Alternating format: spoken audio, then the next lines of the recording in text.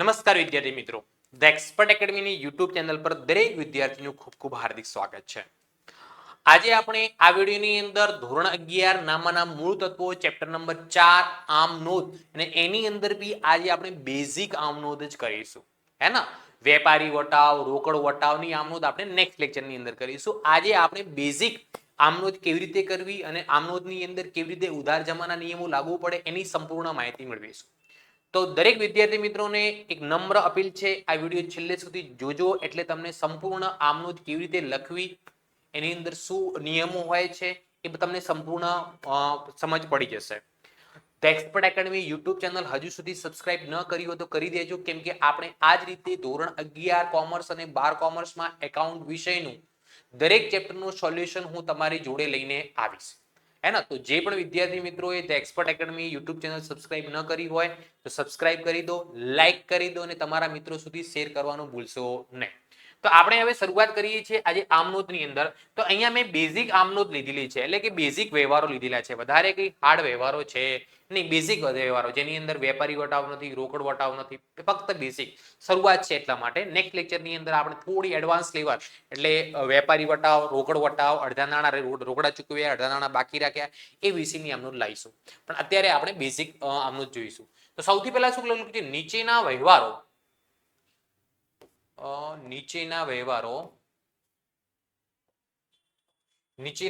રમેશના ચોપડે આમ નોંધ લખો. કોની ચોપડે? રમેશના ચોપડે. તો સૌથી પહેલા હેડિંગમાં લખવું પડે શ્રી રમેશના ચોપડે આમ નોંધ. રમેશના ચોપડે આમ નોંધ. આમ નોંધનો નમૂનો તમને દેખાય છે. સૌથી પહેલો જે કોલમ હોય એ તારીખનો કોલમ હોય, એનો વ્યવહારની તારીખ લખવામાં આવે. પહેલો જે કોલમ હોય કયો હોય? તારીખ. બીજો જે કોલમ હોય એની વિગત કહી શકાય. ત્રીજા નંબરનો કોલમ ખાપા, એની અંદર આપણે કઈ લખવાનું નથી, ખાપતા હોય પાના નંબર કહેવાય. અને આ જે કોલમ છે આપણો ઉધાર રકમનો અને આ છે આપણું જમા રકમ. ક્લિયર? ચલો, તો સૌથી પહેલા વન બાય વન આપણે નોંધ કરીએ. સૌથી પહેલો વ્યવહાર છે રમેશ દ્વારા. રમેશ દ્વારા એટલે રમેશ કોણ છે? માલિક.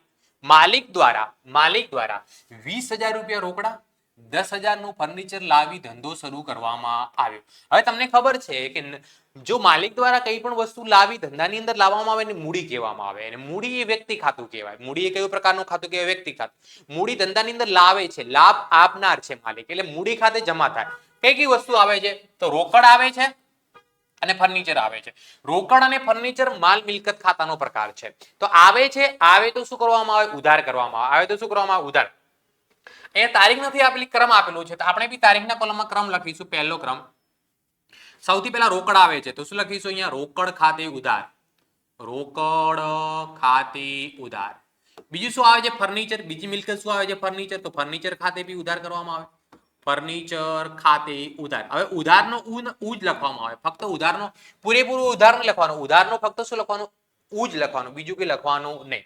તે હજુ જમા કરતી વખતે આગળ થોડી જગ્યા છોડવાની, લખવાનું તે.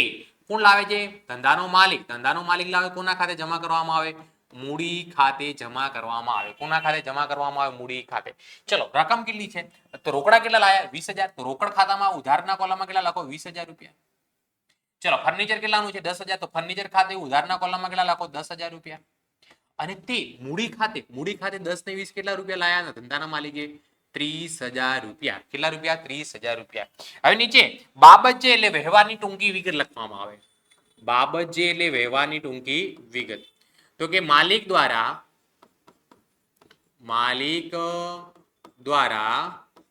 રોકડ અને ફર્નિચર લાવી ધંધો શરૂ કર્યો. અને જેવી બાબત જે પૂરી થાય નીચે અહીંયા એક લાઈન દોરી દેવામાં આવે અને એ લાઈન ફક્ત વિગતના કોલમમાં જ દોરવાની, આખી દોરવાની નથી. ફક્ત કોની અંદર? વિગતના કોલમમાં જ દોરવામાં આવે છે.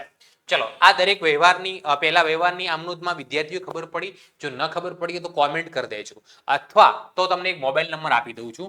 મોબાઈલ નંબર 9737448382 પર વોટ્સઅપ પર મેસેજ કરીને તમે તમારા ડાઉટનું સોલ્યુશન પૂછી શકો છો. અથવા તો ધ એક્સપર્ટ એકેડમીના ધોરણ 11 ના ઓનલાઈન ટ્યુશનની અંદર જોડાવા માંગતા હોય નીચે ડિસ્ક્રિપ્શનની અંદર એની લિંક આપેલી છે, તો એ લિંકનો ઉપયોગ કરીને તમે વોટ્સએપ ગ્રુપમાં જોડાઈ શકો છો.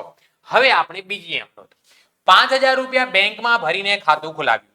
5,000 રૂપિયા ક્યાં ભર્યા? બેંકમાં. 5,000 રૂપિયા બેંકમાં ભરીને ખાતું ખોલાવ્યું. તો પૈસા ક્યાં જાય છે? બેંક. બેંક કયા પ્રકારનું ખાતું કહેવાય? વ્યક્તિ ખાતું કહેવાય. બેંક લાભ લેનાર છે, તો બેંકની અંદર પૈસા જાય છે, તો બેંક ખાતે શું થશે? ઉધાર થશે. બેંક ખાતે ઉધાર. બેંક ખાતે ઉધારનો ઉ.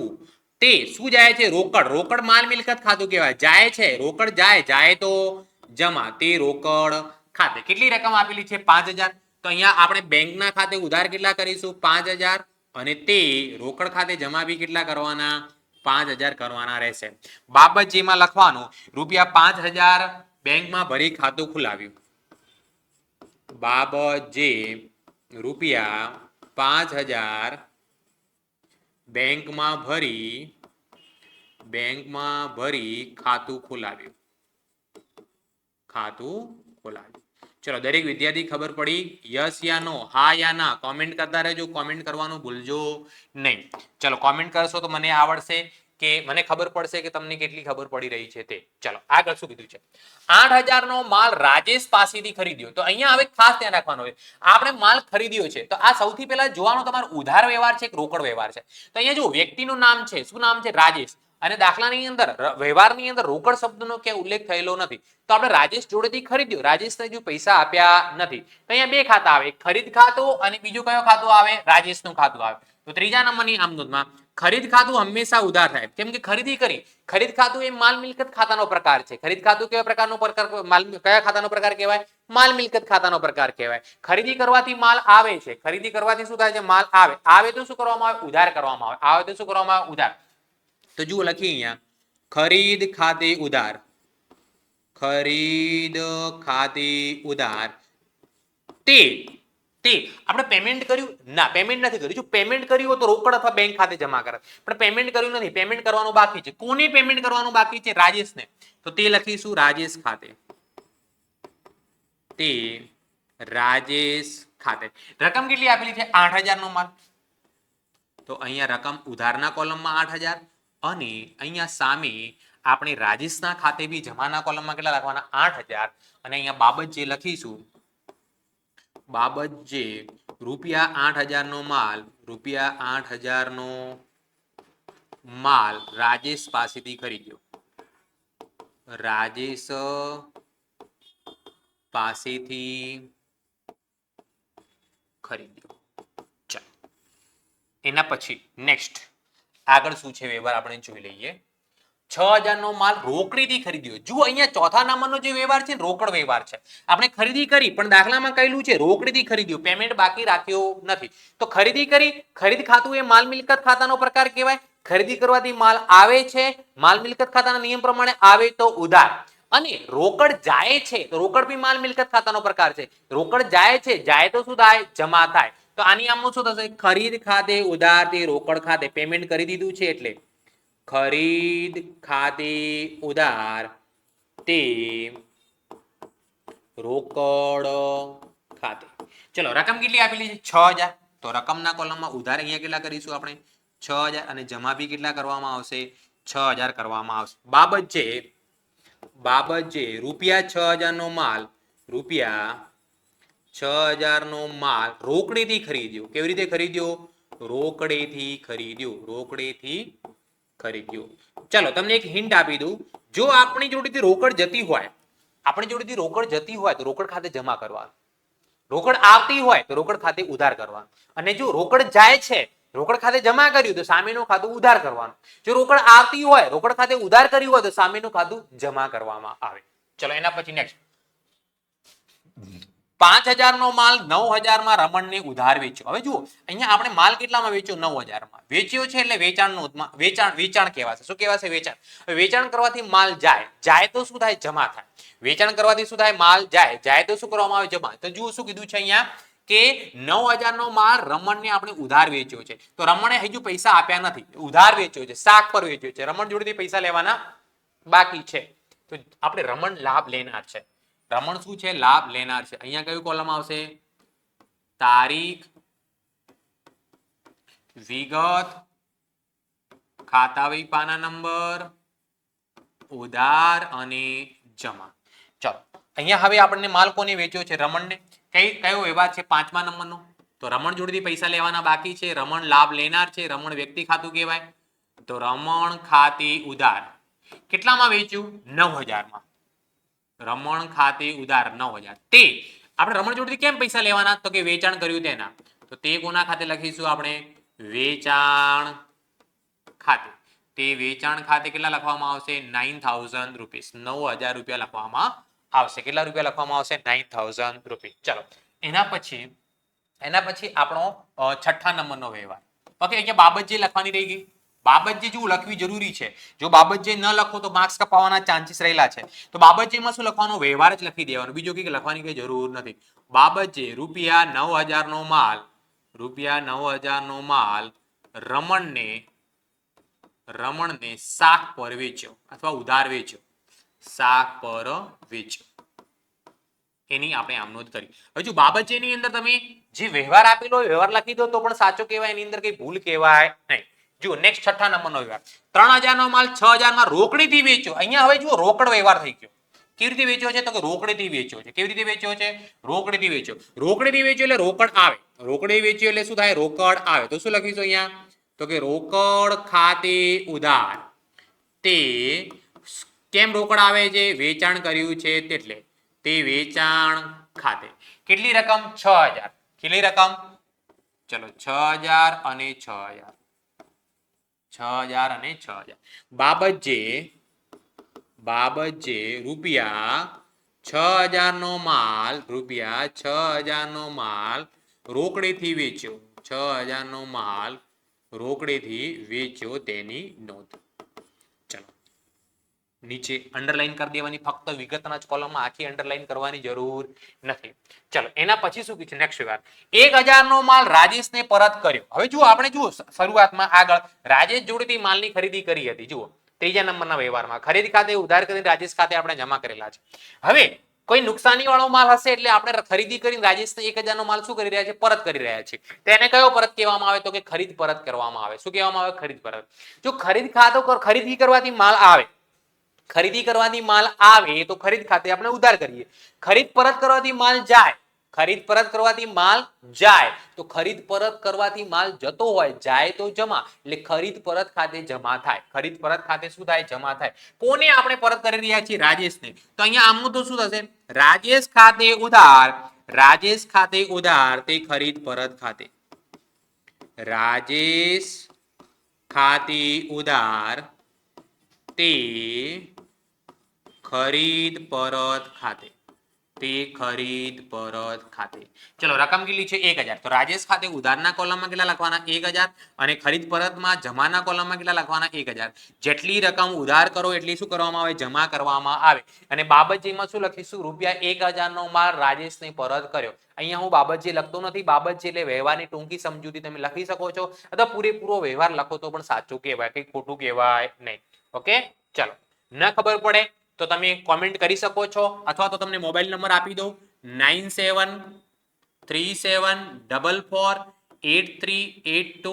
આ નંબર પર વોટ્સઅપ પર મેસેજ કરીને તમે તમારો ડાઉટ પૂછી શકો છો.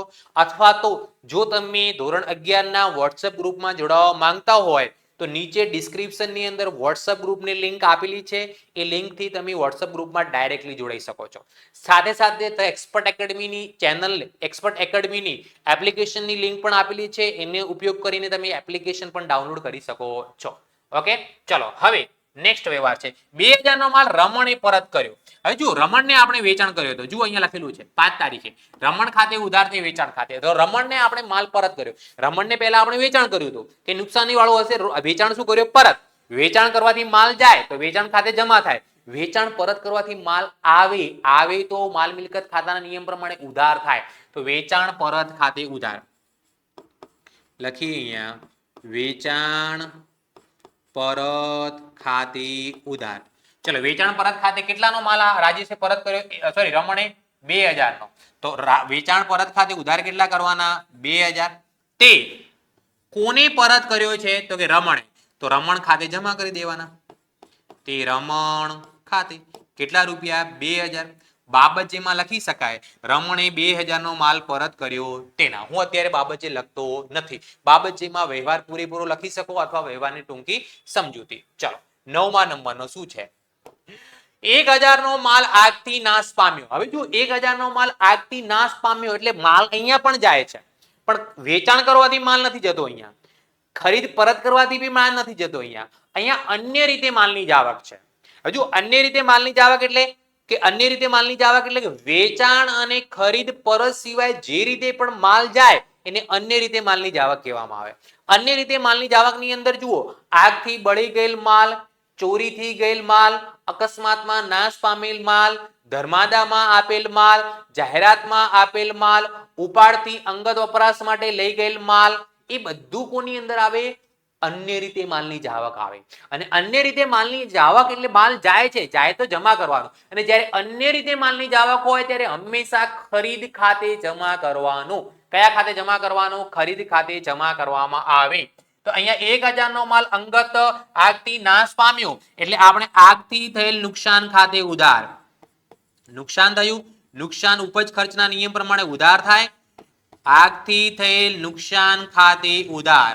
આપણી જોડેથી માલ જાય છે એ અન્ય રીતે માલની જાવક છે, તો શું લખીશું? તે ખરીદ ખાતે. તે ખરીદ ખાતે. કેટલા રૂપિયાનો માલ નાશ પામ્યો? આગથી ગયો 1000. તો 1000 આગથી થયેલ નુકસાન ખાતે ઉધાર અને તે ખરીદ ખાતે કેટલા લખવામાં આવશે? 1000 લખવામાં આવશે. કેટલા લખવામાં આવશે? 1000 રૂપીસ લખવામાં આવશે. ઓકે, ચલો એના પછી શું છે? એના પછી આપણો નેક્સ્ટ વ્યવહાર છે કે 2000 નો પગાર ચૂકવ્યો. ચૂકવ્યો એટલે શું ચૂકવ્યો હશે? રોકડા ચૂકવ્યા હશે. ચૂકવ્યો એટલે આપણી જોડેથી રોકડ જાય. આ રોકડ વ્યવહાર જ કહેવાય. ચૂકવ્યો એટલે કેવો વ્યવહાર કહેવાય? રોકડ વ્યવહાર કહેવાય. ચૂકવ્યો હોય, મળ્યા હોય તો એ રોકડ જ હોય. તો આપણે ચૂકવ્યા એટલે રોકડ જાય છે. રોકડ જાય છે, રોકડ એ માલ મિલકત ખાતાનો પ્રકાર છે. રોકડ જાય તો જમા કરવાની. રોકડ શા માટે જાય છે? પગાર ચૂકવ્યો. તો પગાર ધંધા માટે શું થઈ ગયો? ખર્ચ થઈ ગયો. તો પગાર એ કયા ખાતાનો પ્રકાર થયો? ઉપજ ખર્ચ ખાતાનો. અને ઉપજ ખર્ચના ખાતાના નિયમ પ્રમાણે ખર્ચ ખાતે હંમેશા શું કરો? ઉધાર કરો. તો અહીંયા શું આમનો થશે? 10મા નંબરના વ્યવહારની, તો કે પગાર ખાતે ઉધાર. પગાર ખાતે ઉધાર. ચલો પગાર ખાતે ઉધાર કેટલી રકમ કરવાની? 2000 રૂપિયા. પગાર ખાતે ઉધાર રકમ કેટલી કરવાની? 2000 રૂપિયા. તે આપણે ચૂકવી દીધો, પૈસા ગયા તો તે રોકડ ખાતે. તે કોના ખાતે? રોકડ ખાતે. કેટલા રૂપિયા? 2000. જમા કરતી વખતે આગળ થોડી જગ્યા છોડીને આગળ તે લખવું ફરજિયાત છે. બાબત જે રૂપિયા 2000 પગારના ચૂકવ્યા. ઓકે, ચલો નેક્સ્ટ વ્યવહાર, નેક્સ્ટ ટ્રાન્ઝેક્શન. એના પછી 11મા નંબરના વ્યવહારમાં શું કીધું છે જુઓ. 1000 નો પગાર ચૂકવવાનો બાકી છે. આ બી ખર્ચ જ કહેવાય. પગાર શું કહેવાય? ખર્ચ જ કહેવાય. કઈ 11 તો પગાર ખાતે ઉધાર કરીશું. અહીંયા જુઓ, ખર્ચ છે એટલે પગાર ખાતે શું થશે? ઉધાર. ઓકે, પગાર ખાતે કેટલા રૂપિયા ઉધાર છે? 1000 રૂપિયા. હવે અહીંયા ખાસ ધ્યાન રાખવાનું છે, અહીંયા શું કીધું છે? ચૂકવવાનો બાકી છે. ચૂકવ્યો નથી, ચૂકવવાનો બાકી છે. એ આપણું દેવું થઈ ગયું. એ વ્યક્તિ ખાતાની અંદર આવે. પગાર ચૂકવવાનો બાકી, કોઈને પણ પૈસા ચૂકવવાના બાકી હોય ને તો એના ખાતે જમા કરવામાં આવે. તો તે ચૂકવવાના બાકી પગાર ખાતે. તે ચૂકવવાના બાકી પગાર ખાતે લખવામાં આવશે. કેટલા રૂપિયા લખવામાં આવશે? 1000 રૂપિયા. કેટલા રૂપિયા? 1000 રૂપિયા. ચલો ક્લિયર? Got it? કમેન્ટ ખબર પડે છે વિદ્યાર્થી મિત્રો? યસ યા નો, હા યા ના કમેન્ટ કરતા રહેજો. ન ખબર પડે તો નો લખી દેજો, અથવા ન ખબર પડે તો મેં તમને મોબાઈલ નંબર આપી જ દઉં છું અહીંયા ફરીથી. Mobile number 9737448382. આ નંબર પર વોટ્સએપ પર મેસેજ કરી અને તમે તમારા ડાઉટનું સોલ્યુશન મેળવી શકો છો. અને ધોરણ 11 ના વોટ્સએપ ગ્રુપમાં તમે જો જોડાવા માંગતા હોય તો નીચે ડિસ્ક્રિપ્શનની અંદર વોટ્સએપ ગ્રુપની લિંક આપેલી છે. એ લિંકનો ઉપયોગ કરીને તમે ગ્રુપની અંદર જોડાઈ શકો છો. અને સાથે સાથે ધ એક્સપર્ટ એકેડમીની એપ્લિકેશનની લિંક પણ આપેલી છે. એ ઉપયોગ કરીને તમે એપ્લિકેશન પણ ડાઉનલોડ કરી શકો છો, જેથી તમે વધારે એકાઉન્ટની અંદર વિડીયો મેળવી શકો. ચલો એના પછી શું કીધું છે? 4000 રૂપિયા કમિશન મળ્યું. એટલે મળ્યું એટલે શું મળ્યું હશે? કમિશન નહીં મળ્યું હોય. કમિશન મળ્યું પણ મળ્યા તો આપણને પૈસા હશે, રોકડ મળી જશે. શું મળી જશે? રોકડ. તો રોકડ અહીંયા આવે છે, આવક થઈ. રોકડ આવે છે, આવે તો ઉધાર. શેની કેમ રોકડ આવે છે? એ કમિશનની. કમિશન આપણી આવક થઈ. કમિશન એ ઉપજ ખર્ચ ખાતાનો નિયમ છે. કમિશન અહીંયા આવક છે, આવક ખાતે જમા થાય. રોકડ આવે છે, રોકડ એ માલ મિલકત ખાતાનો પ્રકાર છે. આવે તો ઉધાર. તો અહીંયા જુઓ કમિશન મળ્યું તો કમિશન ખાતે રોકડ ખાતે ઉધાર તે કમિશન ખાતે. 12મા નંબરનો વ્યવહાર શું લખીશું આપણે? રોકડ ખાતે ઉધાર તે કમિશન ખાતે. રોકડ ખાતે ઉધાર તે કમિશન ખાતે. તે કમિશન ખાતે. રકમ કેટલી છે? તો કે 4000 રૂપિયા કમિશન મળ્યું, એની આવક છે. 4000 ઉધાર અને 4000 જમા. બાબતજીમાં શું લખવાનું? કે રૂપિયા 4000 રોકડા કમિશનના મળ્યા તેની. ચલો એના પછી કઈ આમનોંધ આવી આપણે 13મા નંબરની. 13મા નંબરની આમનોંધમાં શું મળ્યું છે? 2000 નું ડિવિડન્ડ મળવાનું બાકી છે. આ પણ આવક છે પણ મળી નથી, મળવાની બાકી છે. મળવાનું શું છે? બાકી. રોકડ નહીં આવે, રોકડ આવશે નહીં. ડિવિડન્ડ શું કહેવામાં આવે? તમે કોઈ પણ કંપનીના શેર ખરીદ્યા હોય, કોઈ પણ કંપનીની અંદર રોકાણ કરીને તમે શેર ખરીદ્યા હોય, એનો મતલબ જો તમે ઇક્વિટી શેર ખરીદ્યા હોય તો એ કંપનીની અંદર જેટલા પ્રમાણમાં શેર ખરીદ્યા હોય એટલા પ્રમાણના તમે ભાગીદાર બનો છો, એટલા પ્રમાણમાં તમે માલિક બનો છો. તો દર વર્ષે કંપનીનો જે નફો થાય એ નફામાં જે તમને ભાગ મળે અથવા તો નફામાં જે ભાગ મળે એ ભાગ તમને તમારા માટે કઈ આવક કહેવાય? ડિવિડન્ડની આવક કહેવાય. કઈ આવક કહેવાય? ડિવિડન્ડ. ડિવિડન્ડ એ આવક છે, ડિવિડન્ડ ખાતે જમા થશે પણ ડિવિડન્ડ હજુ મળ્યું નથી, મળવાનું બાકી છે. તો મળવાના બાકી ડિવિડન્ડ ખાતે ઉધાર થશે. કોના ખાતે ઉધાર થશે? મળવાના બાકી ડિવિડન્ડ ખાતે ઉધાર. જુઓ મળવાના બાકી ડિવિડન્ડ ખાતે ઉધાર. મળવાના બાકી ડિવિડન્ડ ખાતે ઉધાર તે આવક કઈ છે? ડિવિડન્ડની. તો તે ડિવિડન્ડ ખાતે, તે કોના ખાતે લખીશું? ડિવિડન્ડ ખાતે. કેટલી રકમ છે અહીંયા? 2000 રૂપિયા. કેટલા રકમ છે? 2000. 2000 અને 2000. 2000 ઉધાર કરવામાં આવશે અને 2000 જમા કરવામાં આવશે. ઓકે ચલો હવે જો અહીંયા હવે ડિવિડન્ડ મળી નથી. જો ડિવિડન્ડની અંદર આપણને આવક મળી ગઈ હોત તો આપણે રોકડ અથવા બેંક ખાતે ઉધાર કરાત, પણ મળ્યા નથી એટલે મળવાના બાકી ડિવિડન્ડ ખાતે ઉધાર કરે. ચલો નેક્સ્ટ. 500 રૂપિયા દુકાનના વીમા પ્રીમિયમ ભર્યું. તો વીમા પ્રીમિયમ જે ભર્યું એ આપણો શું થઈ ગયો? ખર્ચ થઈ ગયો. વીમા પ્રીમિયમ ભર્યું એ આપણો શું થઈ ગયો? ખર્ચ થઈ ગયો. હે ને? વીમા પ્રીમિયમ ખર્ચ થયો. ખર્ચ ઉપજ ખર્ચમાં આવે અને ખર્ચ હંમેશા ઉધાર થાય. તો લખીશું વીમા પ્રીમિયમ ખાતે ઉધાર. વીમા પ્રીમિયમ ખાતે ઉધાર તે રોકડ ખાતે. તે કોના ખાતે લખવામાં આવશે? રોકડ ખાતે. રકમ કેટલી છે? 500 રૂપિયા. રકમ કેટલી છે? તો કે 500 ઉધાર કરીશું અને 500 જમા કરવામાં આવશે. ચલો એના પછી 15મા નંબરનો વ્યવહાર. 15મા નંબરના વ્યવહારમાં શું કહેલું છે જોઈ લઈએ આપણે. કે 8000 માં શ્રી કૃષ્ણ કમ્પ્યુટરમાંથી શ્રી કૃષ્ણ કમ્પ્યુટર કંપનીમાંથી કમ્પ્યુટર ખરીદ્યું. હવે જો કમ્પ્યુટર ખરીદ્યું છે એટલે ખરીદ ખાતે ઉધાર ના થાય. કમ્પ્યુટર એ આપણી મિલકત થઈ ગઈ અને કોઈ પણ મિલકત ખરીદો ને એટલે એના નામ ખાતે ખરીદ ખાતે ઉધાર ના થાય, એને અલગથી ઉધાર કરવું પડે. તો અહીંયા કમ્પ્યુટર ખરીદ્યું છે તો આપણે કમ્પ્યુટર ખાતે ઉધાર કરીશું. જુઓ અહીંયા કમ્પ્યુટર ખાતે ઉધાર. કેટલા રૂપિયાનું કમ્પ્યુટર ખરીદ્યું છે? તો કે 8000 માં. 8000 માં. તે હવે પૈસા ચૂકવ્યા આપણે. શ્રી કૃષ્ણ કમ્પ્યુટરમાંથી ખરીદ્યું, પૈસા 8000 ચૂકવ્યા ના. તો શ્રી કૃષ્ણ કમ્પ્યુટર નામ છે, કમ્પ્યુટરની દુકાનનું નામ છે, તો એ આપણો વ્યક્તિ ખાતું થયું અને એને પૈસા ચૂકવવાના બાકી છે, એ આપણું દેવું થયું એટલે ચૂકવવાના બાકી છે, લાભ આપનાર છે એના ખાતે જમા કરો. તે શ્રી કૃષ્ણ કમ્પ્યુટર ખાતે. શ્રી કૃષ્ણ કમ્પ્યુટર ખાતે કેટલા રૂપિયા? 8000 લખવામાં આવશે. કેટલા રૂપિયા લખવામાં આવશે? 8000 લખવામાં આવશે. કમ્પ્લીટ વિદ્યાર્થી મિત્રો ખબર પડે છે?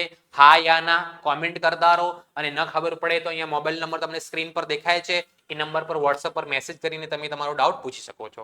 ચલો છેલ્લો વ્યવહાર. છેલ્લો વ્યવહાર શું આપેલો છે આપણે જોઈ લઈએ. 1000 ધંધામાંથી માલિકે ઉપાડ્યા રૂપિયા. 1000 ધંધામાંથી કોણે ઉપાડ્યા છે? અહીંયા માલિકે ઉપાડ્યા. હવે માલિક પોતાના અંગત વપરાશ માટે ધંધાની અંદરથી કઈ લઈ જાય ને ઉપાડ કહેવામાં આવે. શું કહેવામાં આવે? ઉપાડ. તો ઉપાડ ખાતે શું થાય? ઉધાર થાય. કેમ કે ધંધાની ઉપાડ ખાતું એ વ્યક્તિ ખાતાનો પ્રકાર છે, કેમ કે ધંધાનો માલિક કરે છે અને ધંધાની અંદરથી માલિક લઈ જાય છે, એ લાભ લેનાર થયો એટલે ઉપાડ ખાતે હંમેશા હર હાલતમાં ઉધાર જ થાય. ઉપાડ ખાતે ઉધાર કેટલા રૂપિયા 1000. હવે ઉપાડમાં શું લઈ જાય છે? રોકડા લઈ જાય છે. તો રોકડ જાય છે તે કોના ખાતે લખવામાં આવશે? રોકડ ખાતે. તે કોના ખાતે લખવામાં આવશે? રોકડ ખાતે. કેટલા રૂપિયા? 1000 રૂપિયા લખવામાં આવશે. કેટલા રૂપિયા લખવામાં આવશે? 1000 રૂપિયા લખવામાં આવશે. તો વિદ્યાર્થી મિત્રો આજે આપણે આ લેક્ચરની અંદર ફક્ત બેઝિક આમનોંધ જ જોઈ છે, કયા ખાતે ઉધાર કરવું અને કયા ખાતે જમા કરવું. નેક્સ્ટ લેક્ચરની અંદર આપણે વેપારી વટાવ, રોકડ વટાવ કેવી રીતે ગણવું અને એની આમનોંધ કેવી રીતે કરવી, એટલે નેક્સ્ટ લેક્ચર એટલે આવતીકાલે એ અપલોડ થઈ જશે. એટલે આગળના જો પહેલો, બીજો અને ત્રીજો લેક્ચર તમારે જોવાનો બાકી હોય તો જોઈ લેજો. અને ચોથા લેક્ચરની અંદર આમનોંધ છે. મળીએ છીએ હવે આપણે નેક્સ્ટ લેક્ચરની અંદર. Tata, C you, bye bye, thank you so much, ખૂબ ખૂબ આભાર.